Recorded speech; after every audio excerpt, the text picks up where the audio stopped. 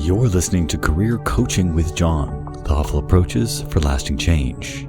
My name is John Fielkowski, and welcome. Today's episode is all about how we show up professionally and the identities we create. Side note, at the end of our conversation, I asked my guest a very simple question. Was there anybody that you looked up to, someone who shaped how you thought about your career? She said Lady Gaga, and that made sense to me. Lady Gaga is one of those rare figures who seems to be at home anywhere, in a club or the drag show, behind a piano on film or walking the fashion runway. She can be many things to many people, and those versions don't necessarily have to line up neatly with who you think she is. Well, that's exactly the kind of person an artist like my guest might look up to, someone who defined her own diverse identity and refused to be put in a box. You know, the trouble with the modern work world is that we love a good box. Pick a lane, find a trade, choose your major, your specialty, define your niche. It helps people identify with you, or more accurately, it helps the algorithms identify with you. But people are hardly one-dimensional. Some of us don't fit cleanly into your boxes. Some of us don't want to. I'm one of them. Lady Gaga represents that ideal. The ability to move between worlds, to speak to the mainstream and the misfits at the same time. She created that for herself, and she does it perfectly. But in thinking of all of this, the intersection of identity, performance, and reinvention, I was led somewhere else, somewhere back in time, to a less polished place, a more analog world, to a guy named Little Richard, the rock and roll pioneer, Mr. Tutti Frutti himself.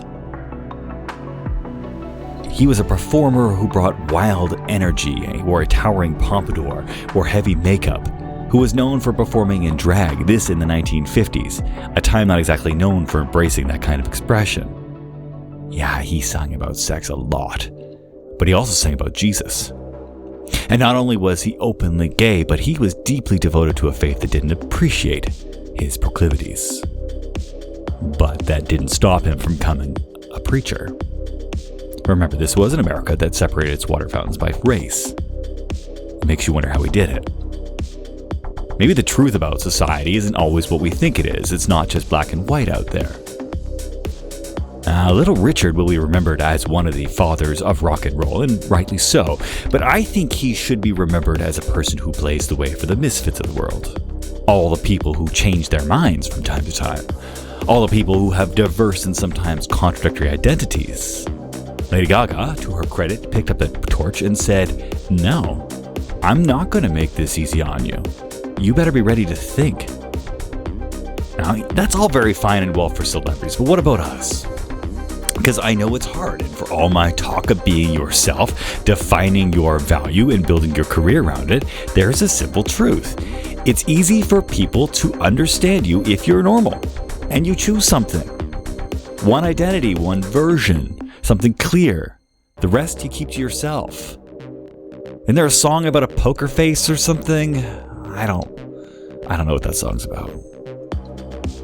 Anyway, Little Richard and Lady Gaga show us that if you look for them, if you create them, there have always been spaces, parts of culture and society that will make room for you. So you have a space to experiment, to create, to challenge the version of the world that people see. You can dance if you want to. You can leave your friends behind. We do make assumptions about people. We get to know them, we paint pictures of who they are, and every now and again we're surprised when we meet a completely different person. We have to learn how to navigate that. Which brings us to today. I got to know someone over the last couple months. I thought I understood who she was. And then we started recording. Well, this is Career Coaching with John, episode 20. Why some people don't fit in the box and still make it work. My name is John Fielkowski. Stay with us.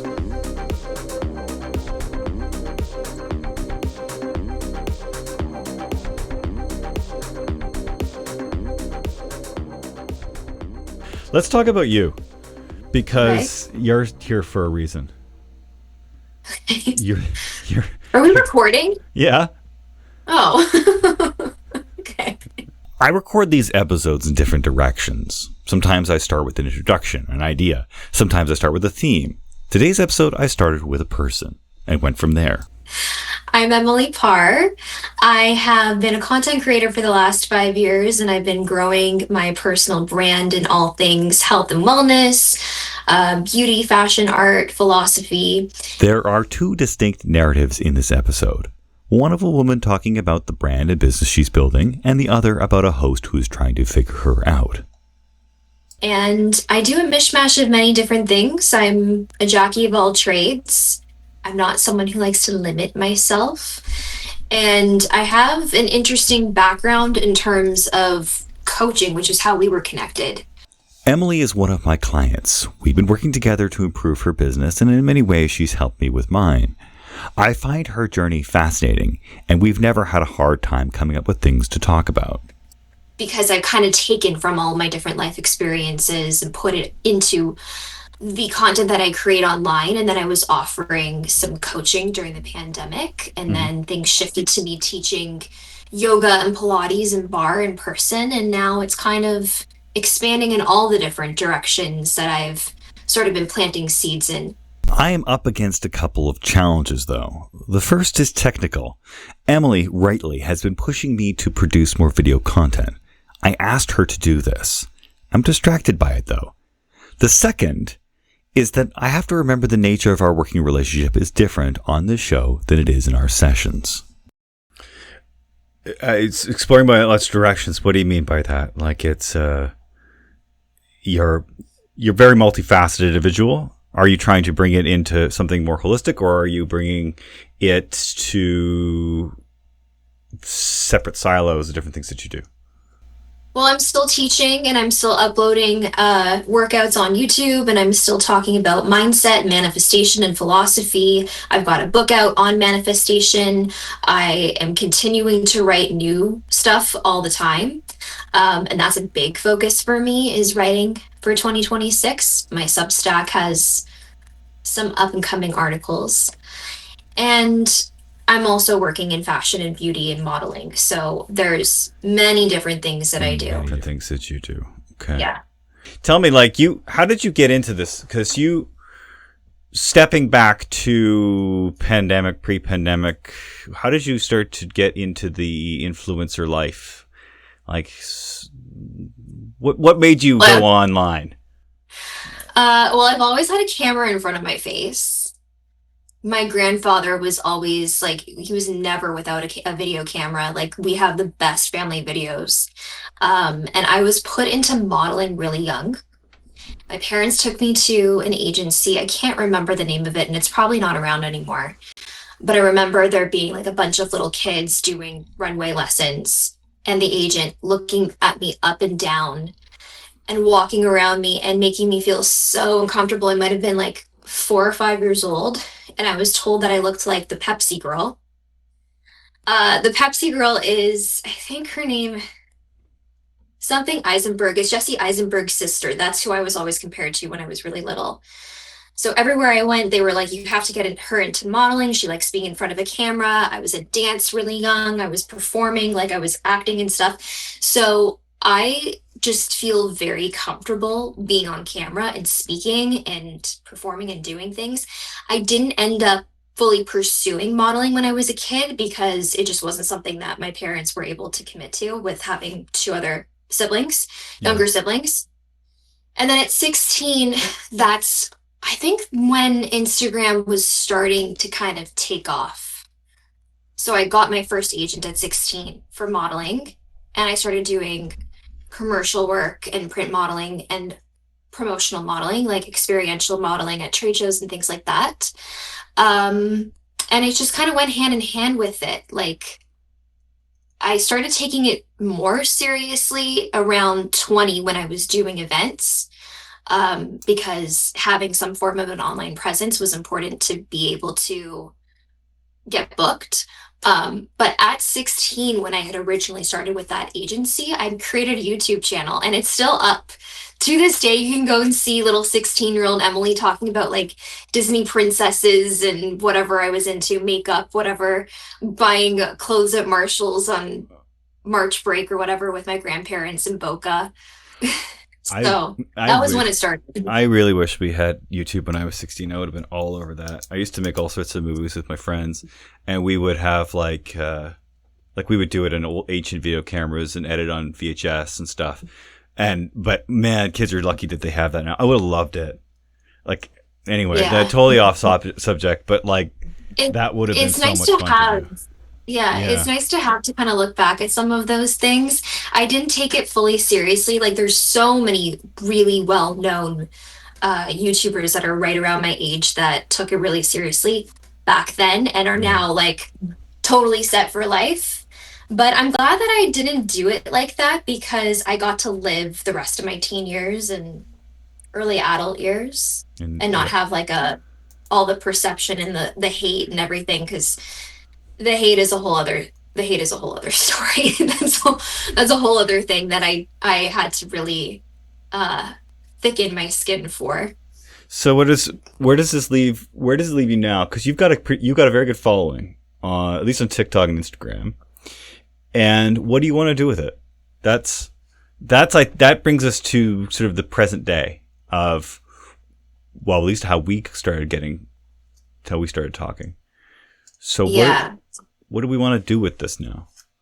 So, uh, gosh, I've had many different lives online, but the goal now is to showcase more of my personality, showcase more of my perspective and my taste, um, more storytelling, more just of me, and less of like trying to guide the way that I used to, like when I was speaking about mental health or when I was speaking about spirituality or manifestation, all the like deep self help stuff was more outward.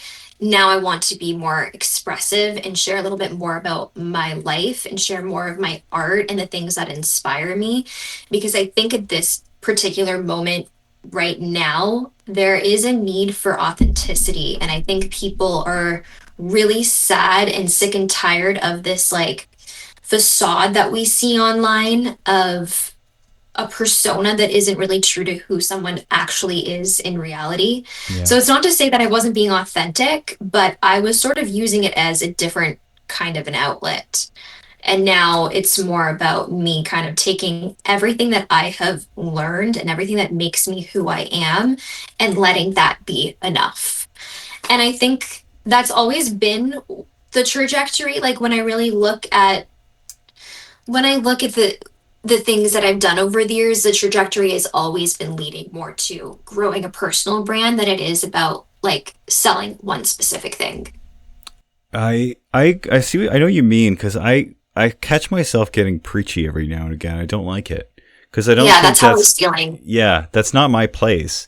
Like I think there's things to be learned through my stories, other people's stories, and sort of like the telling of them with maybe there's an overhanging message or moral whatever lesson or something. But like if you're actually speaking, if you're just telling your story as it is, and comparing it to something else, maybe the lesson can move forward, and it feels a lot more genuine to me. Exactly. Yeah, Yeah, but that's it's exactly it. yeah. And I feel overall that just in general in life, like I feel a lot less performative. And the past year of my life was all about really unmasking and releasing some of the projections and the parts of myself that I had created in order to kind of stay afloat when I was going through some major challenges. And I think there's a real like integration period that's happening for me. And I think it's happening collectively. And that's where I feel that there's this larger call to return to art and not just in my own personal way, but again in a collective way. Because I think when things get super dark and when things get super unclear, that's when you have to find the beauty in things. That's when you have to find the the humor in, you know, the death of it all. Yeah. You mean, what do you mean the humor of the death of it all? Well, I think that there's so much of what my work has been really tuned into what the collective, what the world wants to hear. Hmm. And I think that now it's less about giving people what they want to hear and more about how do we alchemize what we're really experiencing? Like how do we sit with the darkness, the shit, the death of like how the world used to operate and really face that and turn that into something beautiful and births new ways of being and new ways of innovating and new ways of being paid, you know? Yeah. That's kind of what I'm getting at. No, I get what you mean. I think about, I don't like the way the world is. I mean, there's a lot of good things. I don't know. I don't like the narrative of the world. I don't mind the way the world is. Actually, I don't like the narrative. Like it's very negative. There's bunch of senseless anger that people carrying around, or there's not a sense of community or something that's missing, and I don't like it. Yeah. I don't like living in it. I don't feel at home in it.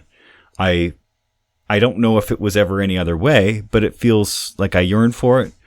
Maybe it was different because I was younger. Maybe it was different because I didn't know better. I don't know. But I don't want to be nostalgic for a different era. Like we talked about the other day, and I said, don't be nostalgic for the 90s because they weren't so great either. I don't think it is about nostalgia. I think it's about coming up with something better. If we could. No, I think Yeah. there's a huge culture of nostalgia right now. Like, I just had this conversation with my mom and my sister literally yesterday. They said something about, like, oh, did you see Hillary Duff on Call Her Daddy? And I was like, yeah, I saw a clip of it, but I didn't click on it. Like, I liked Hillary Duff when I was 6 years old. Yeah. I liked Hillary Duff when she was Lizzie McGuire when I was 6 years old. Now I'm 28. There's not really, she doesn't really do it for me anymore. I think that it's again like it's reflective of the time, and I think that there are certain things that only work in certain time periods. There are certain things that only really resonate in certain decades, and there's kind of no point of being super nostalgic because it really shifts you from being productive and from that intention that you just said that you have. Yeah. I find that nostalgia and reflecting on the past are two different things. Like nostalgia is one thing, it's like, oh, I wish I could have that back. Reflection is more an appreciation, but also what can I learn from it? What can I bring from that into what I'm doing now and integrate it? Yeah. I think nostalgia really it hurts some people. It's the same thing with being sentimental, and I'm not very a sentimental person. I'm someone who will romanticize life, but I'm not like, oh, I wish I could go back to that time when I was background acting. Like, no, I look back at that and I'm like, I was on set for 14 hours being paid minimum wage and often put in like a cold room, holding room for hours on end. The times that I'm thinking about that were great, that were actually on set, was maybe a small portion, a small percentage of those days. So you gotta keep pushing forward. You gotta keep on keeping on. Do you find that I find a lot of people who are 28, 29, 30, I think it's one of the first moments in adulthood that you kind of realize that adulthood's not the way it's supposed to be. Do you? Yep. Yeah. Have you noticed that? I mean, my clients, their age all start at 28. Like it's like have not had anybody younger, and typically it's that age group is when things really start to smack them in the face. And this is actually very different than what I thought of things would be. What do you think like the roots of anxiety are? I mean, there's one part's that you're very good at communicating as a generation, very good at self-reflection. But what is it that's missing in all of it? Or Well, I think first of all that being 27 to 32, it's now being backed by psychology that your frontal lobe is finishing development during those years. yeah, Astrology has spoken about that for centuries, about it being your Saturn return. And Saturn is a planet of discipline and karma and structure, and it's very masculine. So the masculine energy is that structure and that authority. Um, so I think that for the people who previously, like up until 27, maybe didn't have a routine or a structure or a clue about what they really wanted, it's that moment of waking up and realizing, like, I gotta get it together. I gotta figure something out. And I think what makes it challenging right now is that, like, we grew up watching we grew up watching your generation and seeing how things were, and it being completely different now. Just in terms of like what jobs were available back then that are no longer, and what jobs are just starting to open up. Um, I think also the economy is completely different, and that's preventing people from maybe taking steps with marriage or children that they would have 20, 30 years ago or more. At this age, it's especially in urban cities less common. Like, that's not something that I'm thinking about right now. I'd love to have kids, but I have so much more to establish within myself first. Yeah. I think the anxiety, if I could touch on that, I think if you don't truly learn how to be mindful, and if you don't have good mentors and people around you and inspirations, and if you're not committed to self-development, this is the age that swallows you whole. Because this is kind of the pressure cooker of like, who are you really going to be? I find that women seem to be way better prepared for this world than men. I don't know if you feel the same way, but I'm finding there's a lot of men your age that just can't figure it out. And I don't hear that narrative so much from women anymore. I don't hear it at all. They seem to have it not together, but focused or intentional, or something's right. Whereas men are far more lost, or particularly in that late 20s, early 30s realm. And particularly it's harder for men these days. You think? Yeah, I think generally speaking that it's harder for men these days. I think that we're holding them accountable for the first time. And that's a tough thing for many of them. I think that women have always been very interested in self-development, and now that we have so much information, they're very excited about that. Because we don't ever stop. Like, we don't stop talking. So there's always a discussion of social dynamics, whereas men have not had to really think about those things as much. It was easier for a man to succeed and to be a man. And I think that this generation, like, I'm on the cusp. I really consider myself more a millennial because most of the people in my life are older, but I'm still on the cusp of Gen Z. Gen Z women are very woman first. I don't want to say feminism because there's so many different shades of feminism, but the young women coming up are not putting up with the same things that previous generations did. Like, they're not even experiencing the things that I did when I was 20. So I think that that's part of the reason why it's a lot harder for men. I think that there's also, just generally speaking, developmentally, girls usually mature faster. They have thoughts that are complex at very young ages, and men are a little bit more physical. So I think that that's a contributing factor. Yeah, I don't know. One of the themes that I see a lot is men who have very strong's the wrong word, but like very focused girlfriends or wives. And it's not that she tells him not to do things by any means, but she controls the narrative. And that might just be me incidental because the men who control the narrative probably aren't coming to me. But I do find it really interesting because I don't remember when I was 26, 27, anybody really like that. Or at least the men, or at least they wouldn't talk like it, because it's almost devotion to them as opposed to devotion to somewhere, like they're trying to I don't know. It's a theory that I'm trying to talk to people about, but I haven't quite figured out myself. Like Yeah, it's a massive collective shift. I mean, one of the biggest things that I went viral for on TikTok when I first started was talking about divine feminine energy. And that divine feminine energy rises first, and we see her light rise first, and then we see her darkness, and we see that that is not evil. It's just the parts of women and feminine energy that have maybe been less visible or less accepted. And that's what's happening right now. There's a rise of dark feminine energy. And keep in mind, like, we all have masculine and feminine energy in us. It has nothing to do with gender, it's all energetic.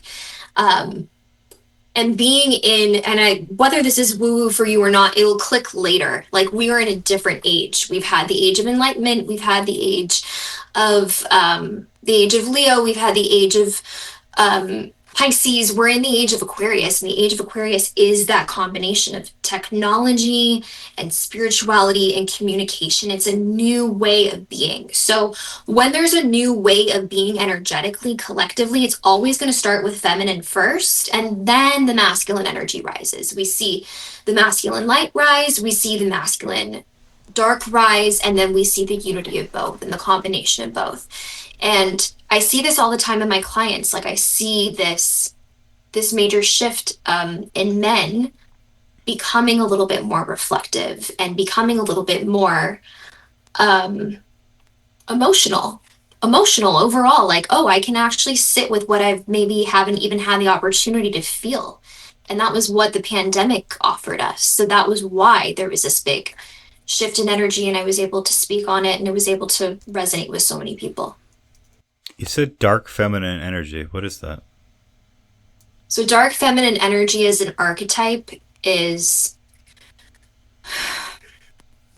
highly misunderstood, because I think when people hear dark, they immediately assume evil or satanic or demonic, and it's not that. It's primal, it's protective, it's being able to articulate what may not have been mass seen or mass understood. So it's more of the mystique, it's more of the shadow, it's more of understanding the deeper layers of oneself.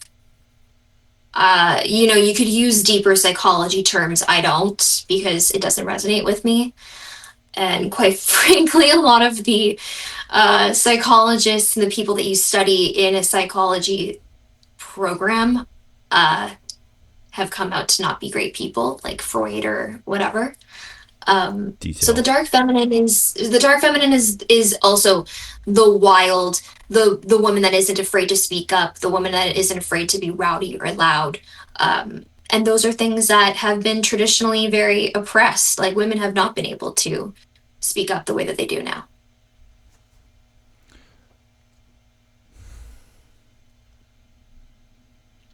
I'm stumped.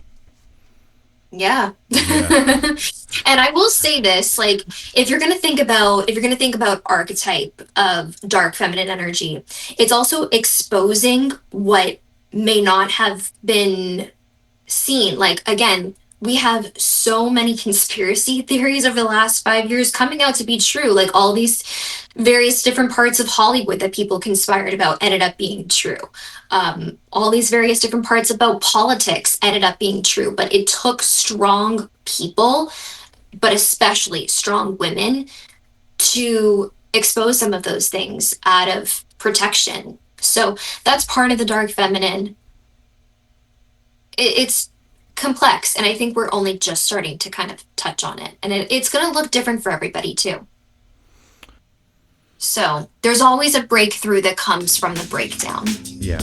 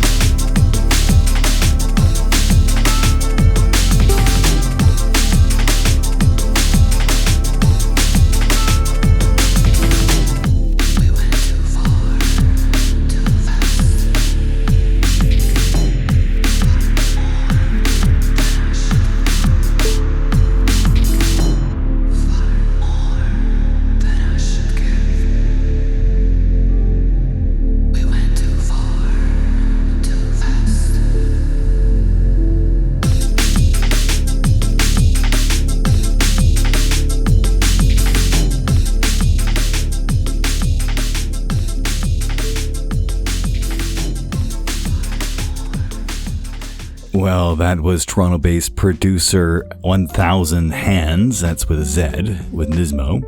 You can find his music on the Free Music Archive, where I get a lot of my stuff from. Anyway, welcome back to Career Coaching with John. I want to thank everyone for joining us today. I have created a number of little bits of infrastructure for you to contribute to the show, should you so choose. You can find me on Patreon, become a friend of the show there, or better yet, just become a friend of the show, or I think there's something called the Backstage Pass, Backstage supporter. Anyway, that's directly on my website. Then when it goes straight to me without fees. It has been a challenging month since I released the last episode. I've been putting far more effort into building the coaching practice and less into the show. I noticed myself drifting too far from the purpose of this thing and too close to the perfectionism world. I felt the limits of my focus and my resources, and I became distracted. I wanted to do too much, and in the end, I just managed to get myself overwhelmed, and it's taken a little bit of time for me to find my focus again. Well, we're back for the time being, so thank you for being here.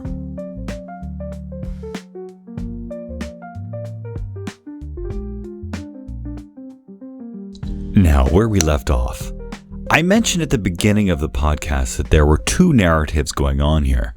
One which was someone trying to explain her brand and philosophies, and the other of me trying to figure out what to say.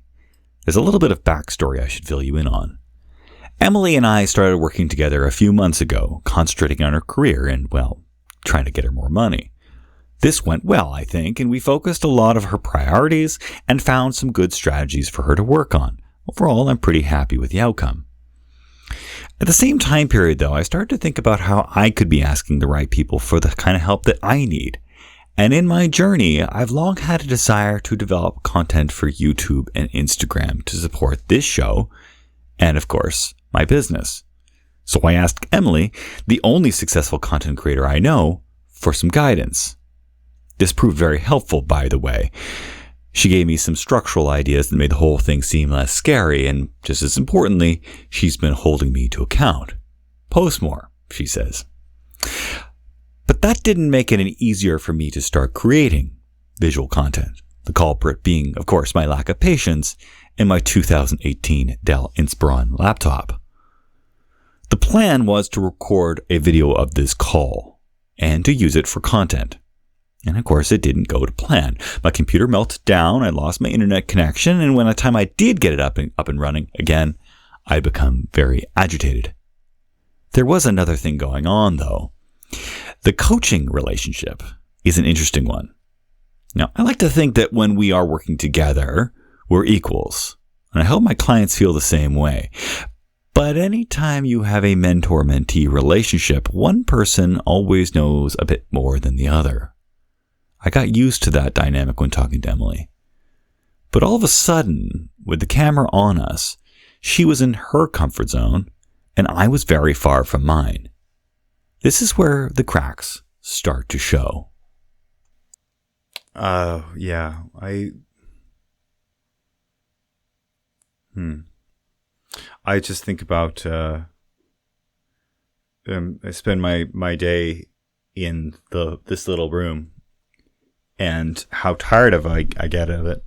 And even though it's also like my happy creative space, it's like, so, yeah, but You can switch up that environment too. Like, I think that's part of the evolution, right? Yeah.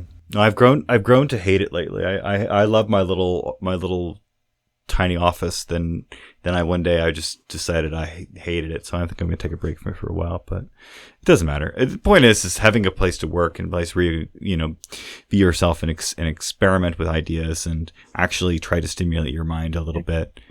It doesn't really matter what it is or where it is. It just needs to happen. And it needs to inspire you. I think, if you're not inspired by the environment that you're in, you have to change it. And you have to, even if it's just slightly, you got to change it. Yeah. All right. I think I'm out of material. Okay. Anything else you want to ask me? I don't know. it's a it's where I'm struggling here because there's the you that I've gotten to know over the last 6-8 weeks, and there It's been is longer. longer, yeah. There's you Yeah. that I've gotten to know somebody, and I've also got your public persona. I don't know you. I don't know this person. I don't know this version of you. Yeah. Do you find that a little bit? Because I've never actually like seen your face in action either. I've known you over the phone and Yeah. over emails, and so I am talking to somebody different right now, and I don't know if that's my me or you, but I'm No, it's me. It's me. It's totally me. But I'm also like, what you see right now is different than what I'm going to look like tomorrow and how I'm going to wake up and how I'm going to present myself. So, like, I'm somebody that carries so many different archetypes within myself that I have no problem with saying that I'm a complicated person and I'm complex and I have uh yeah, I think that people I think part of the reason why like I'm okay with having a public persona and being perceived is because I know that it's going to constantly evolve. Like there might be somebody who stumbles across my page for one video like 5 years ago and they come back and they see maybe a different person visually, yeah. and maybe the energy is even a little bit different, but I think that the overall perception is still like what I'm saying, that this is like complex, that I'm complex, and I think it's so much easier to kind of just show up as one type of persona or one type of yeah, like energy or mindset. I don't know. I feel that I feel so impacted and influenced by information, and that is kind of part of why I don't know, why I may like condense things and be more concise in some areas and then in others be able to show more of that complexity and show more of that um flow of thought, if that makes sense. Like So sort of. like I don't know what it has to do with I waking think up it's to be a very different person easy. tomorrow. I think that when I'm saying like waking up and being a different person tomorrow is like I'm going to take the information that I'm receiving from this conversation right now, and then I'm going to internalize and I'm going to integrate that, and then I'm going to integrate that with whatever new information comes to me tomorrow. Yeah. But I also like it comes back to my spiritual beliefs and being an astrologer is like the impact today is very lunar. The impact tomorrow is very Martian, and that's more action driven and more passionate and more fiery. Um, so I live by that.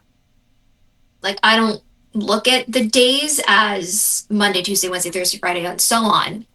I look at it as what is the energy that impacts each day, and how can I lean into that? And how can I let that um, keep me in alignment with my highest self? Yeah. Do you find that how does that play out in your relationships with people? Like how does that like do people are you Well, people can people follow along? Do people like you more because of it, less because of it? What do you yeah, I think people are generally pretty fascinated by it. That would be the word that I would use. I think the people who get to know me, or even the people who don't get to know me, I think that there's a certain element of mystique that interests them. And then the depth behind it is backed by all of the like occultic and esoteric knowledge that I have. Um, so there's always this like that. There's always that of like a underlying fire or an underlying wind of change that kind of impacts how I show up.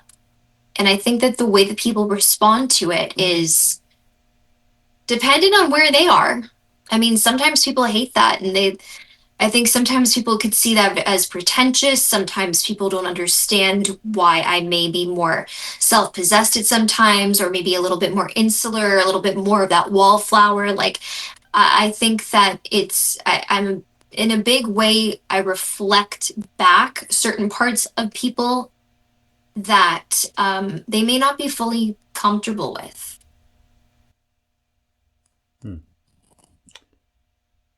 That's not intentional, is it? Or it's just something that you kind of observe, or? Well, so I'm a Leo. I'm ruled by the sun. So there's always going to be people who are attracted to my light, but the people who can handle the shadow and the complexity, the intellect and things like that, are usually people who've done some of that work themselves and are very tapped in and in tune and conscious and mindful.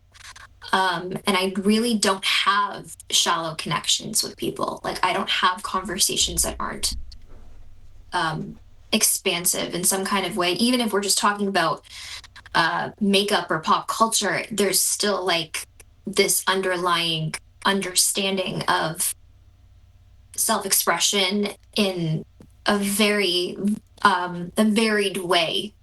Yeah.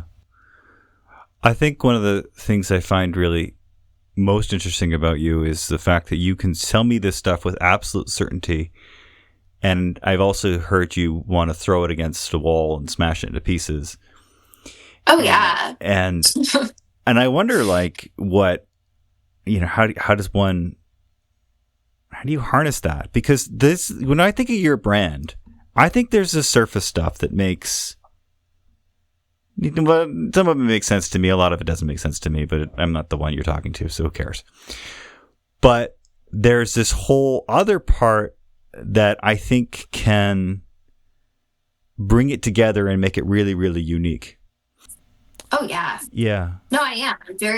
I'm very critical of myself because I'm constantly refining and evolving and choosing to be seen and choosing to be seen fully. So I'm constantly critiquing some of that, but I'm not harsh on myself. I have been in the past. I was a perfectionist. And what perfectionism does is it really paralyzes people, and it really prevents them from taking action and from evolving and like actually showing up and having any spaghetti to throw at the wall. Like, you're so paralyzed that you haven't even made the spaghetti. So I kind of think that everything is meant to be created to be destroyed in a way. Like, it's not meant to last forever. I think that the beauty of life is that everything is temporary, and you get to decide if that's going to be comforting or if that's going to be eerie.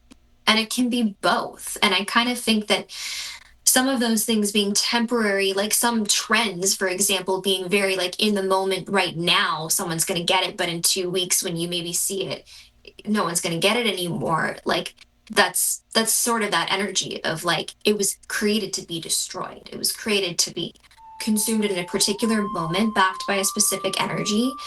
And then you move on and you evolve, and it doesn't continue to resonate. Or maybe there's a part of it that then gets to be pulled into the next thing.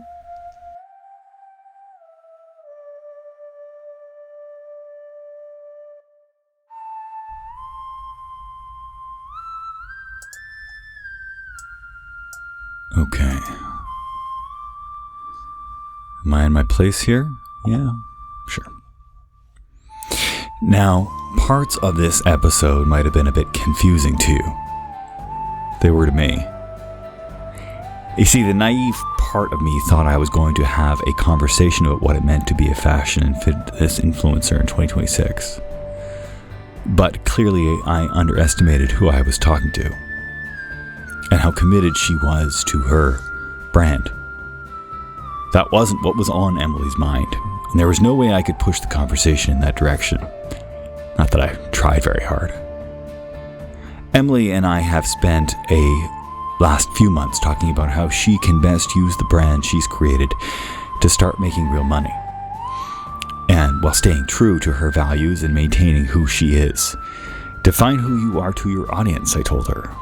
Leverage what they see in you and how you can use your best self to inspire and move them.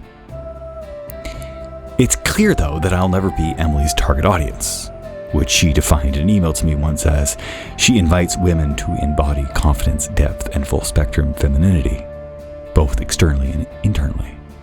Now, that doesn't sound like me. Her professional self is that, and all that comes with it. She's true to it. Remember, I interviewed Emily the influencer, not Emily the client. When I told her I didn't recognize the version of who I was talking to, I was being honest, I was being real. And she didn't hesitate to reply, "Yeah, that's me." John the coach never really had to worry about whether or not he understood that part of her. I mean, I always knew her. But I just wanted to make sure that Emily the client made the most of what we were doing, and that she was happy with the coaching I was providing. John the host, however, found himself rather unprepared.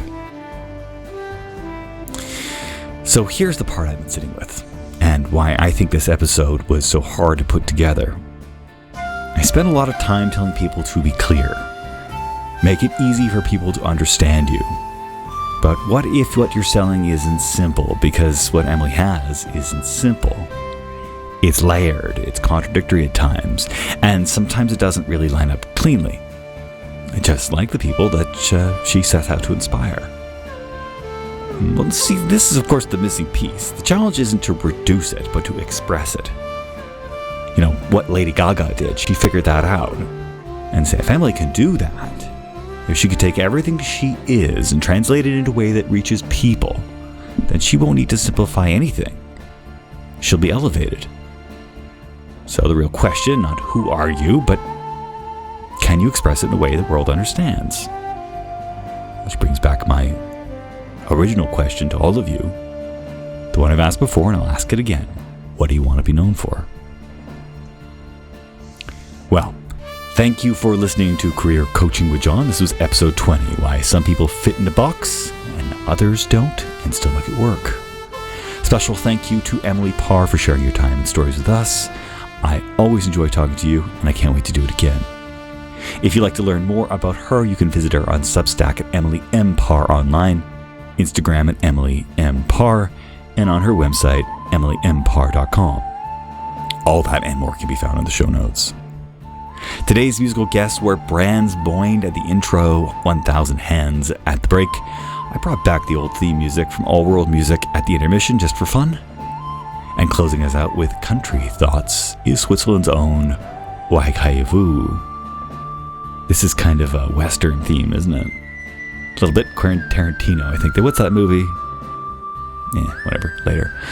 If you want to support the show, you are most welcome to visit johnfielkowski.com, where you can find our show notes, music credits, and of course ways to contribute directly through monthly contributions. You'll also learn all about my coaching practice. And for fun, you can visit me on LinkedIn at John Fielkowski. As always, if you know anyone who needs to hear this message, please share this episode and subscribe to the show. This was Career Coaching with John. My name is John Fielkowski. Now go enjoy your day at work.